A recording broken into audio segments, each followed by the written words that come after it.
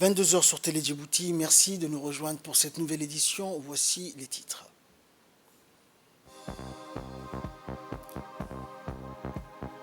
Le président de la République a regagné la capitale aujourd'hui après sa participation au 32e sommet de la Ligue des États arabes qui s'est tenu à Jeddah en Arabie Saoudite.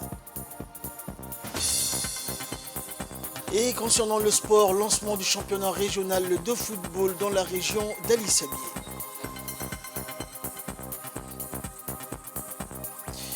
Et dans l'actualité régionale, les affrontements au Soudan privent la population de leur argent. Bonsoir à tous. Le président de la République, Ismaël Omar Guelleh, a regagné ce samedi en fin de matinée le pays à l'issue de sa participation aux travaux du 32e sommet ordinaire de la Ligue des États arabes qui a eu lieu hier à Jeddah en Arabie Saoudite, placé sous le signe de la poursuite des efforts liés au renforcement de la cohésion et de la solidarité de l'organisation pan-arabe. Cette réunion servit de plateforme d'échange sur l'état et la nature des principaux défis à l'ordre du jour dans le monde arabe. La problématique palestinienne, le conflit au Soudan, l'appui et le soutien à apporter au Yémen et à la Somalie dans le contexte d'espoirs nouveaux favorisant la perspective d'un retour de la paix et de la stabilité dans ces deux pays. La réintégration de la Syrie dans les instances diplomatiques arabes ont entre autres constitué les principaux sujets de discussion de ce sommet. La participation du président djiboutien à cette réunion a essentiellement été marquée par une importante allocution qu'il a prononcée à la tribune de cet événement. Et dans cette intervention, le chef de l'État s'est surtout livré à partager son point de vue sur les voies et moyens permettant de venir à bout des conflits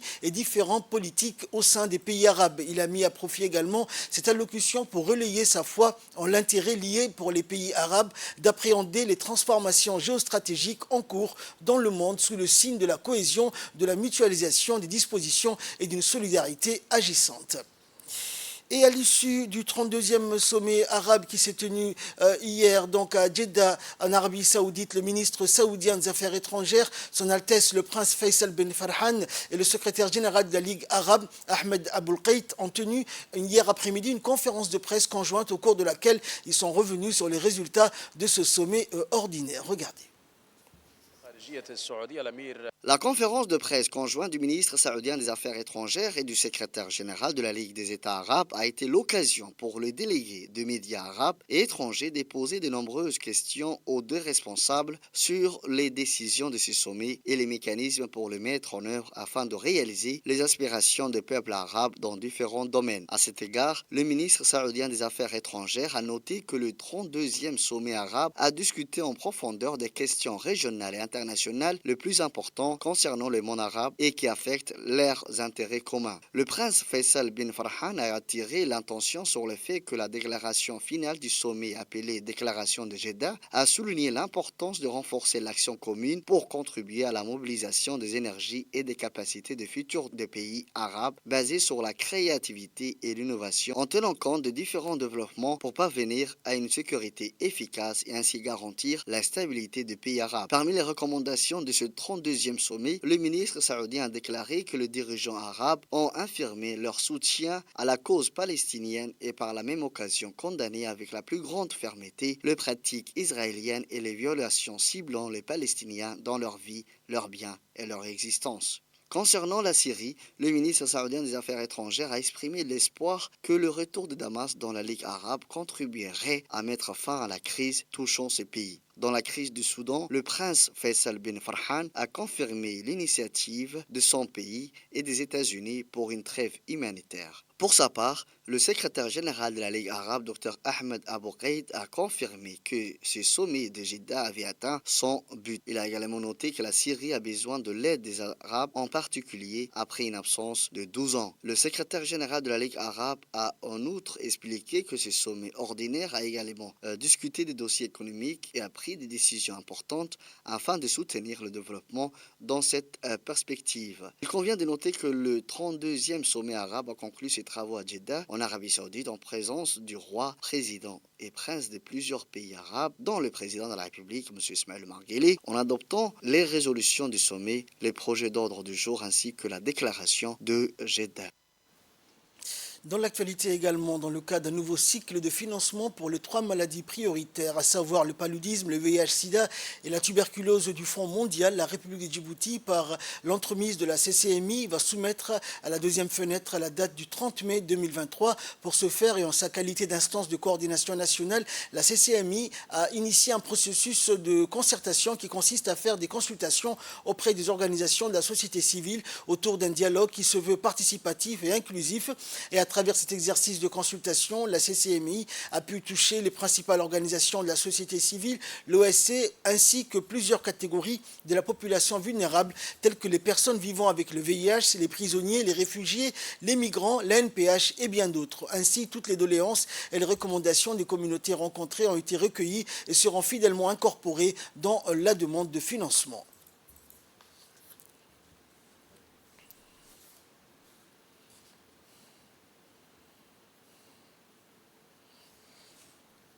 Et nous poursuivons avec ce communiqué qui nous est parvenu du ministère des Affaires musulmanes et des biens WARF qui indique, je cite, dans le cadre des programmes de sensibilisation dédiés aux pèlerins inscrits au Hajj 2023, un meeting regroupant tous les pèlerins sera organisé au Palais du Peuple le mardi 23 mai à 8h du matin en présence des membres du bureau des pèlerins djiboutiens et de l'équipe médicale qui accompagneront les futurs pèlerins durant leur accomplissement des rituels à la Mecque. Fin de citation.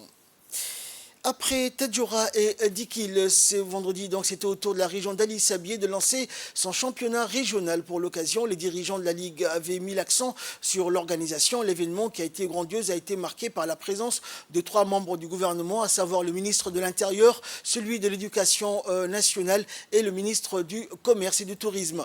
Les autorités de la région, qui accordent une importance capitale au sport, étaient venues en force, dont notamment le préfet de la région, le président du conseil régional. Le lancement du championnat a été riche en couleurs et en musique. Il a été marqué par le défilé des équipes. La participation de 5 équipes féminines a été également saluée par le public présent ainsi que les membres du gouvernement.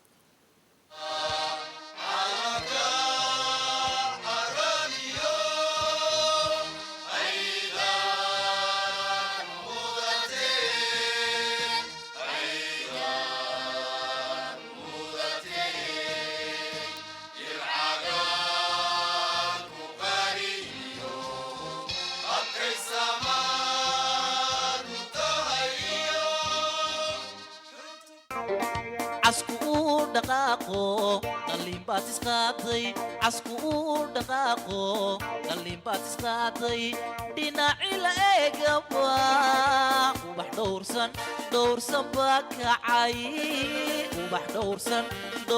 baa kacay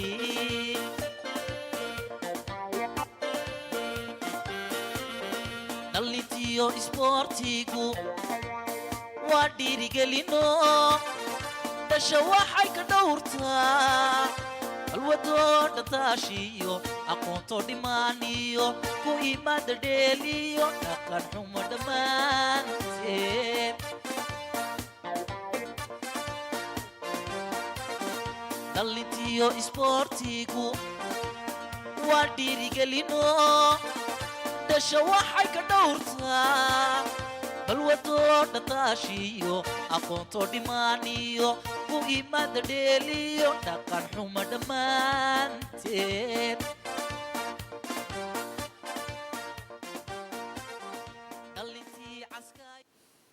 Et nous restons à Ali Sabié où dans le cas des actions de lutte contre la contrebande, la brigade de la douane d'Ali Sabié en collaboration avec les éléments de la police nationale détachement d'Ali Sabié et l'armée Bias a intercepté une importante marchandise de contrebande de khat. Durant cette importante opération ont été interceptés quelques 10 500 kilos de khat que les contrebandiers voulaient acheminer vers la ville d'Ali Sabié. Et selon la procédure standard en vigueur, cette quantité a été détruite sur place en présence du chef de la brigade de la douane d'Ali Sabié ainsi que le chef de la division des douanes. Pour rappel, chaque semaine, des quantités énormes de khat de contrebande non autorisées à importer et à vendre dans les marchés nationaux sont saisies et détruites donc par les corps en uniforme de la région d'Ali Sabié.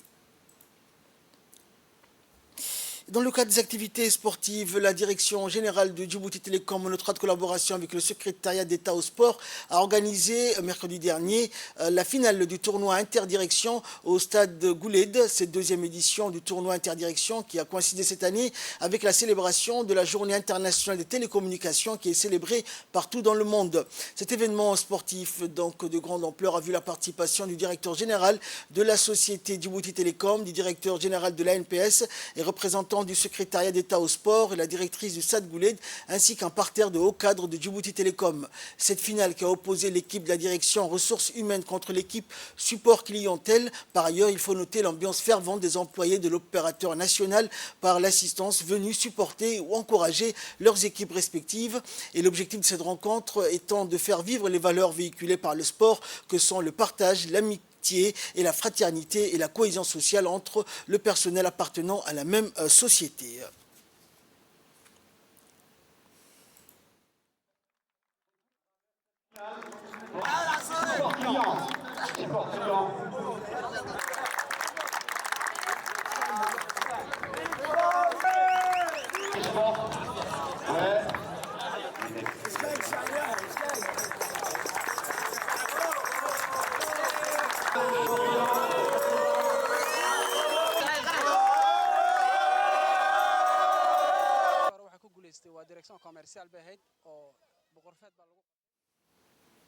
Direction Tadjoura à présent où SOS Village d'enfants à Djibouti a organisé une cérémonie de fin d'année scolaire à l'école maternelle Helman Gunmer de Tadjoura. La cérémonie s'est déroulée en présence de personnalités donc de la région, notamment le sultan Ali Habib et le directeur de l'école islamique de Tadjoura, ainsi que des représentants du ministère de l'Éducation nationale et de la Santé. La cérémonie a débuté par la lecture du Saint-Coran et ensuite le directeur des programmes a pris la parole pour remercier toutes les personnes présentes et a expliqué comment SOS Village d'enfants aide les enfants à Djibouti par le biais de ces différents programmes tels que les initiatives en matière d'éducation, le renforcement des familles et l'autonomisation des jeunes. Et direction Dikil, maintenant le préfet de la région de Dikil, Adan Dalal Moussa, a reçu à la préfecture le nouvel ambassadeur du Royaume-Uni, de son excellence, donc Vinay Talwar. Après avoir souhaité la bienvenue aux diplomates britanniques, le préfet de la région a exprimé la volonté du gouvernement djiboutien de renforcer les relations d'amitié et de coopération entre les deux pays. En effet, le préfet de la région de Dikil et le nouvel ambassadeur du Royaume-Uni auprès de Djibouti ont visité ensemble le grand jardin de Djamagedi ainsi que l'usine Okar qui se situe au Kcher Mandaitou. Les responsables de l'usine de production d'eau en bouteille ont accueilli donc la délégation conduite par le préfet et par la suite ont permis donc à la délégation d'avoir une visite guidée des installations.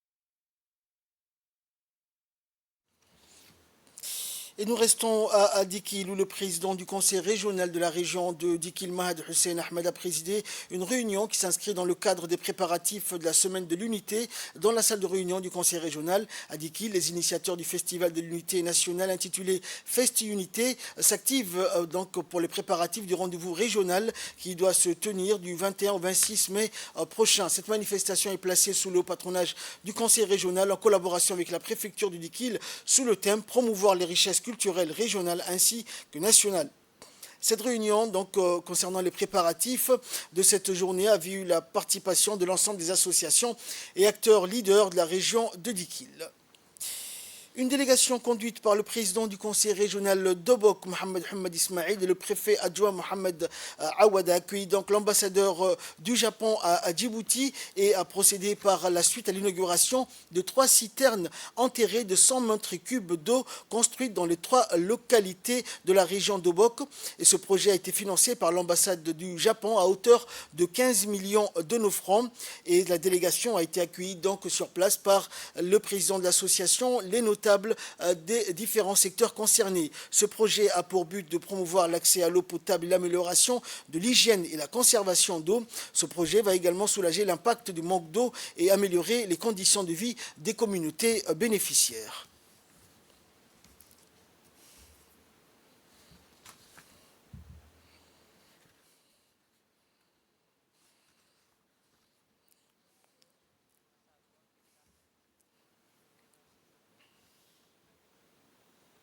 Je vous propose de suivre à présent l'intervention de l'ambassadeur du Japon à Djibouti.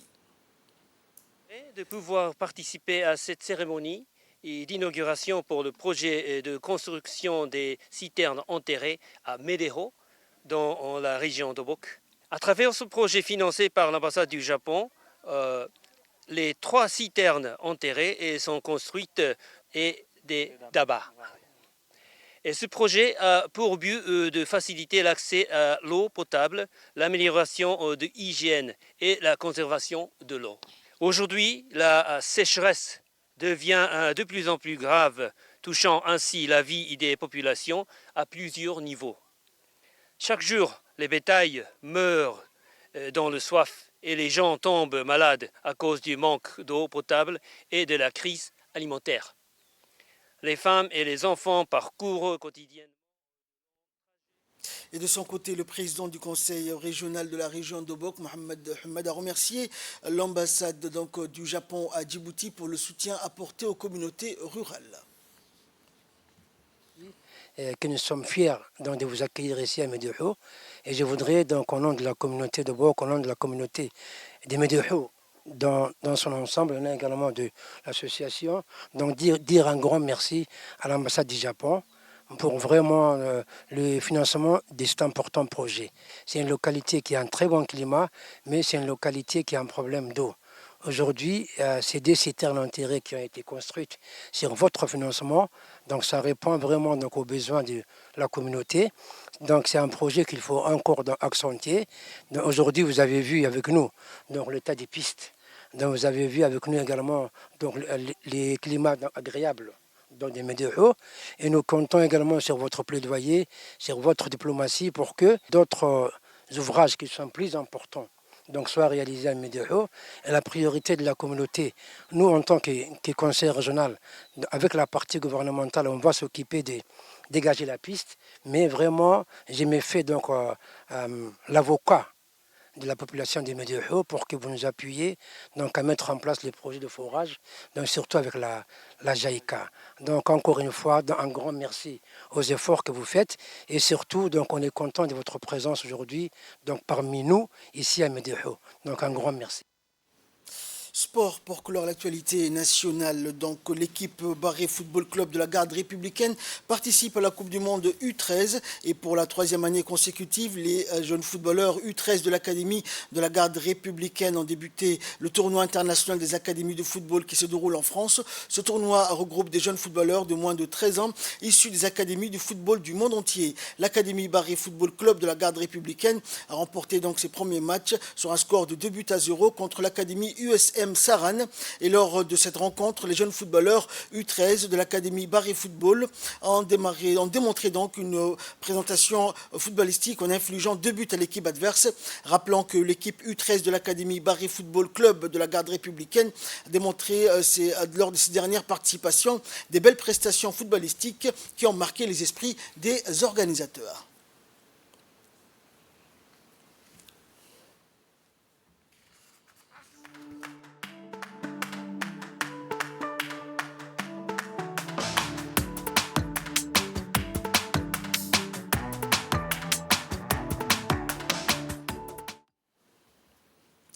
Actualité régionale à présent, les affrontements à Khartoum privent les Soudanais de leur argent, coffres pillés, direction aux abonnés absents et serveurs indisponibles. Après un mois de guerre à Khartoum, le système bancaire est quasi à l'arrêt au Soudan, plongeant de nombreux habitants dans l'incertitude. Devant une agence de la Banque of Khartoum à Madani, à 200 km au sud de la capitale, Ibrahim Saïd attend assis par terre avec des dizaines d'autres déplacés sous un soleil toujours brûlant en fin d'après-midi. En raison des combats meurtriers, les transports de fonds fonds ont été interrompus. Les employés de banque ne peuvent donc que remettre de petites sommes à un nombre restreint de clients. Le pays compte 37 banques, dont 4 publiques qui détiennent 14% des actifs bancaires et 7 banques étrangères qui comptent pour 23% des actifs bancaires du pays, selon le Fonds monétaire international. Fin 2019, l'ensemble de ces actifs représentait à peine 11 milliards d'euros et déjà le FMI jugeait le système bancaire vulnérable avec plusieurs banques sous-capitalisées. Difficile donc de savoir aujourd'hui ce qu'il reste. Chaque jour,